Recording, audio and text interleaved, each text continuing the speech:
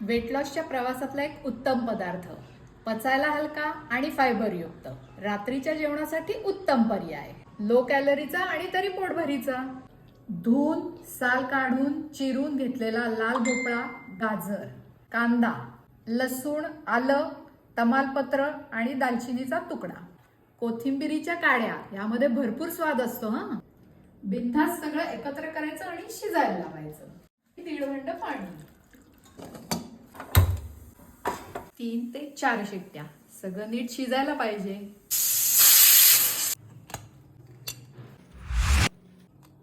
ब्लेंडरनी फिरवून घेऊयात.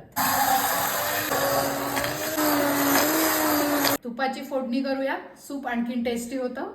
तूप, जिरं, थोडासा हिंग, थोडीशी हळद, लाल तिखट, मिश्रण,